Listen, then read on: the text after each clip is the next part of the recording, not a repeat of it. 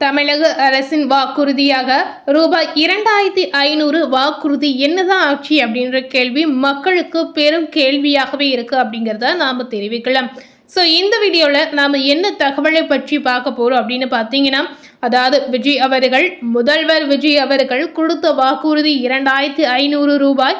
இன்னமும் அதை பற்றி பேசாத ஒரு சூழல் இப்போ இருக்கக்கூடிய இந்த நேரத்தில் இதை பற்றி என்ன ஒரு மாற்றம் ஏற்பட போகுது, அதாவது இந்த 2500 ரூபாய் மக்களுக்கு மாதந்தோறும் வருமா வராதா என்ற கேள்வி கண்டிப்பாக அனைவரும் எழுப்பக்கூடிய ஒரு கேள்வியாகவே இருக்குது அப்படிங்கிறத நம்ம சொல்லலாம். இன்னும் இதற்காக எந்த கணக்கெடுப்பும் இன்னும் ஆரம்பிக்கப்படவில்லை அப்படின்ற ஒரு தகவலும் தற்போது வெளிவந்திருக்கு. மகளிர் உரிமை தொகைக்கு செக் என்னவாக இருக்கும், விஜயின் மௌனத்திற்கு என்ன அர்த்தம் அப்படின்ற ஒரு சூழல் இப்ப இருக்குங்க. அதாவது முதல்வர் விஜய் அவர்கள் மகளிர் உரிமை தொகை 2500 ரூபாய் கொடுத்த வாக்குறுதிக்கு இப்ப மௌனமாக அவர் இருப்பதற்கு என்ன காரணம் இருக்கும் அப்படின்னு கேட்டீங்கன்னா, கண்டிப்பா இதற்கிடையே நிறைய காரணம் இருக்கு அப்படின்னு நம்ம சொல்லலாம்.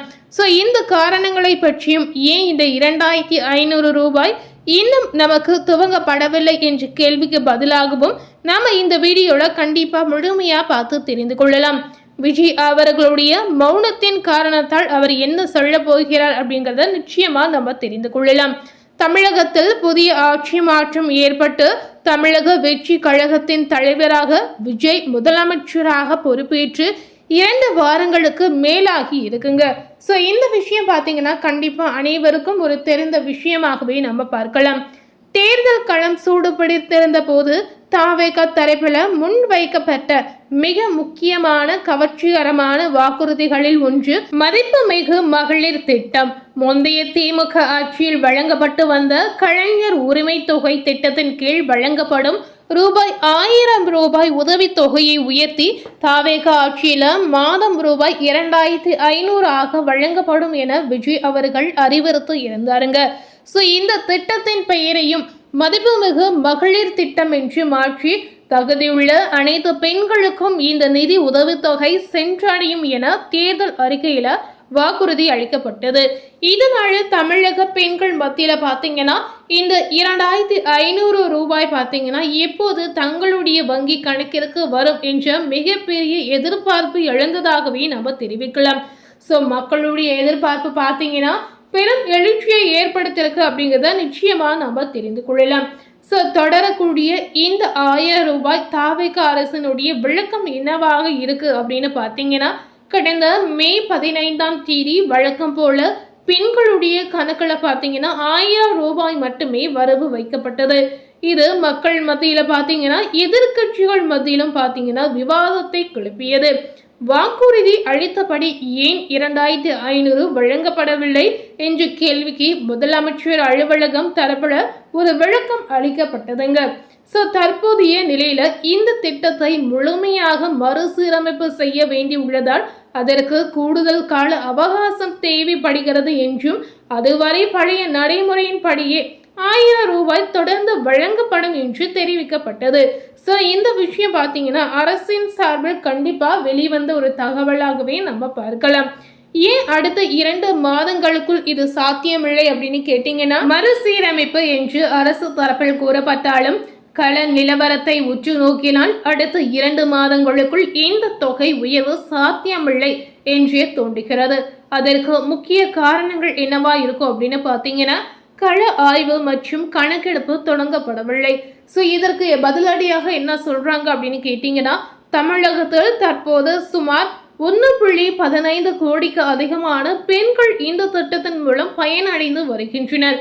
தாவேக அரசு தனது வாக்குறுதியில அனைத்து பெண்களுக்கும் பார்த்தீங்கன்னா இந்த தொகை வழங்கப்படும் என்று கூறி இருந்தாருங்க. அதாவது அரசு ஊழியர் குடும்பத்தை தவிர மற்ற அனைத்து குடும்பத்திற்குமே இந்த திட்டம் கண்டிப்பா செயல்படும் அப்படின்ற ஒரு விஷயம் கூறி இருந்தாங்க.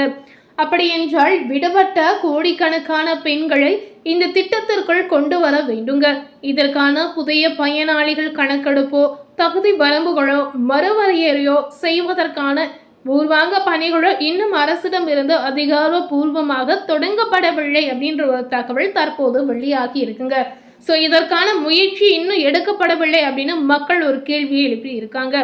ஸோ இதனை ஆராய்ந்து பார்க்கும் பொழுது இதனிடையே என்னென்ன ஒரு மாற்றங்கள் இருக்கு அப்படின்னு பார்த்தீங்கன்னா, தற்போது உள்ள பயனாளிகளுடைய வங்கி கணக்கு விவரங்களை சரிபார்ப்பது, புதிய விண்ணப்பங்களுக்கான மென்பொருள் மற்றும் செயலிகளை உருவாக்குவது, மாவட்ட வாரியாக இதற்கான எல்லையை தீர்மானிப்பது போன்ற எந்த ஒரு ஆரம்ப கட்ட நிர்வாக பணிகளும் இன்னும் வேகம் எடுக்கவில்லை அப்படின்ற ஒரு தகவலும் தற்போது வெளிவந்திருக்கு. புதிய அரசு அமைத்து நிர்வாக ரீதியான மாறுதல்களுக்கோ 2 வாரங்கள் கடந்து வைத்த நிலையில இவ்வளவு பெரிய மக்கள் நலத்திட்டத்திற்கான கள ஆராய்ச்சிகளை முடிக்கவே இல்லை அப்படின்ற ஒரு தகவல் வெளிவந்திருக்கு. அதாவது முடிக்கவே குறைந்தது சில மாதங்கள் தேவைப்படும் அப்படின்னு சொல்றாங்க.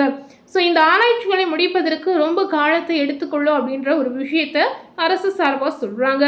நிதி சுமை மற்றும் பட்ஜெட்டுடைய சவாலாக என்ன மாற்றம் இருக்கு அப்படின்னு கேட்டீங்கன்னா, மாதத்திற்கு ரூபாய் 1000 வழங்குவதற்கோ அரசுக்கு ஆண்டுக்கு பல்லாயிரக்கணக்கான கோடி ரூபாய் தேவைப்படுது அப்படின்னு அரசு சார்பாக சொல்றாங்க.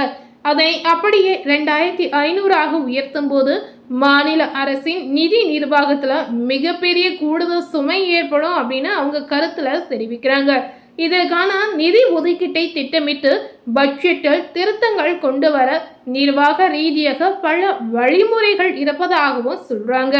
ஸோ எதிர்கட்சிகளுடைய விமர்சனம் இதில் என்னவா இருக்குது அப்படின்னு கேட்டிங்கன்னா, இதற்கிடையே தேர்தல் வாக்குறுதிகளை நிறைவேற்றாமல் தவிக அரசு கால கடத்துவதாக எதிர்கட்சிகள் விமர்சிக்க தொடங்கி இருக்காங்க.